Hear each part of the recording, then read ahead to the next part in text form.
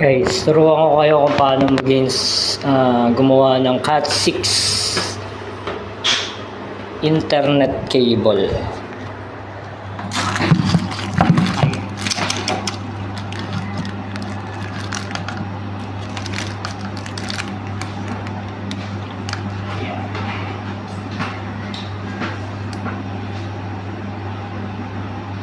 I-clip natin siya ngayon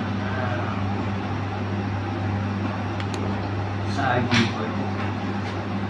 Ito yung color coding niya. Green na stripes, green solid, and orange na stripe, blue na solid, blue na stripe, orange na solid, tapos brown na stripe, brown na solid. Ganun din sa kabila.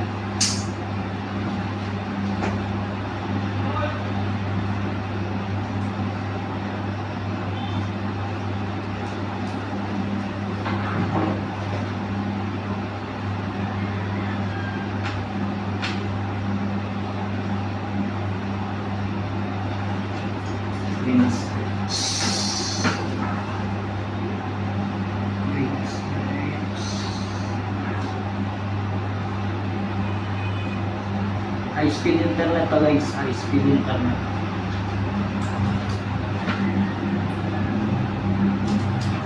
Wala akong mabili, kaya ako na lang gagawa.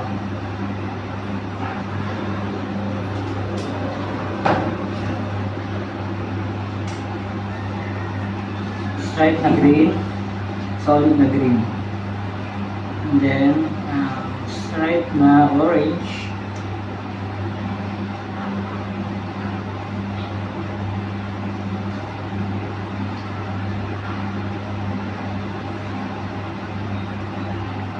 And then, solid na blue. Ngayon, color coding. And then, stripe na blue.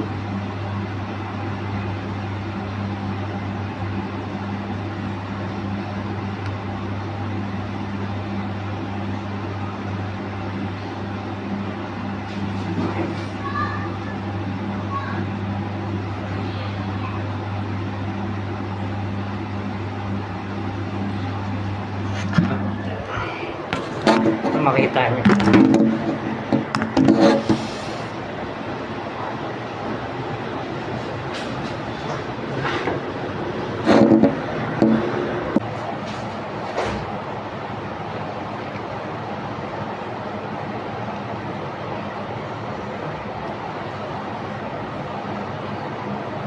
And then, solid na orange.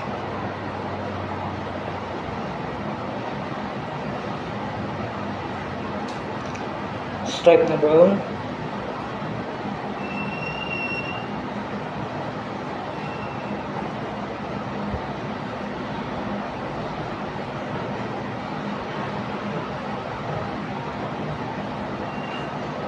Solid na brown.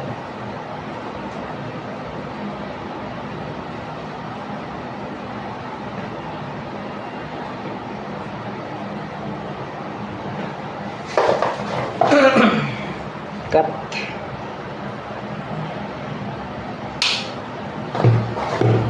then, pasok natin dito sa RJ45. Kailangan guys, hindi mawawala yung color coding pag pinasok.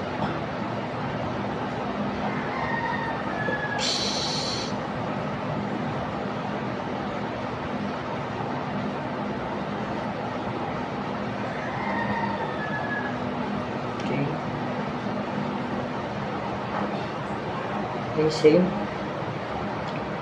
Stripe na green, solid na green. Stripe na orange, blue, stripe na blue, orange, then brown na stripe, and solid na stripe. Ay, solid na brown. Ayan, clip na natin.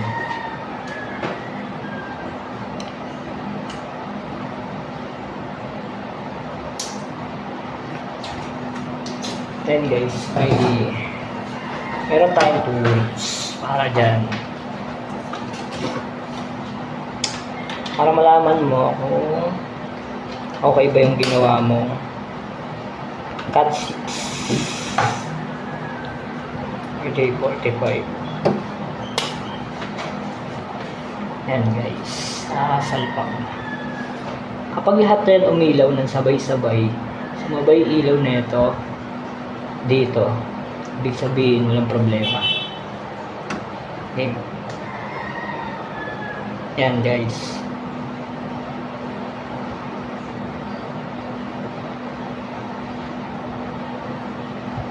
No problem.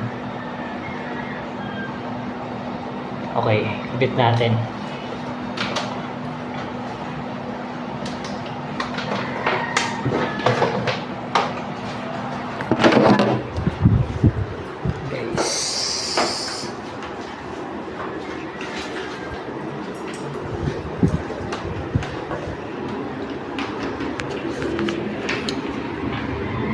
Kabit ko dito. Yung isa kasi nakabit ko na eh. Yan.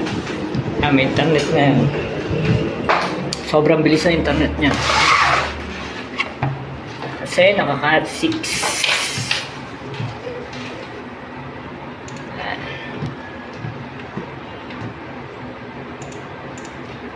Google tayo. Google. Yan guys. Enter ko ah. Ayan, pasok agad. And then, cut 6. Where? Search ko yan. Ayan. Bubas agad siya. Ayan, mabilis na internet. Dito sa kabila, kabit na.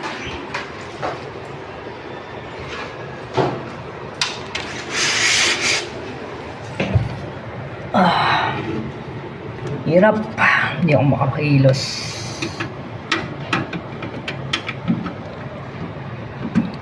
Ayan guys.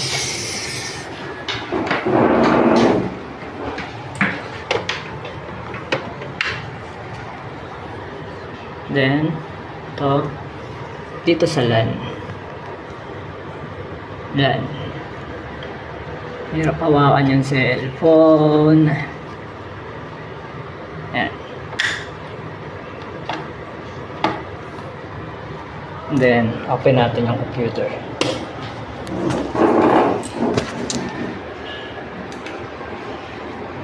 Okay.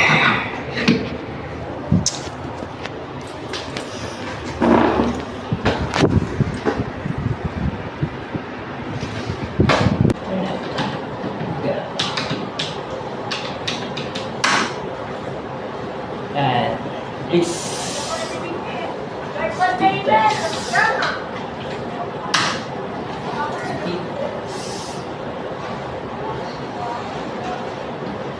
Mababa yung Mbps ng internet nila, pero pag nag-search ka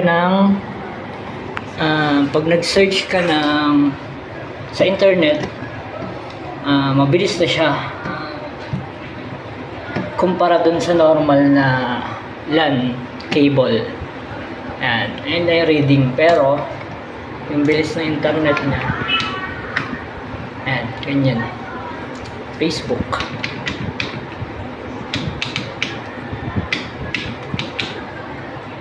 Ayan, Facebook. Ayan, lumalabas agad siya. Wala nang buffer kahit may na internet.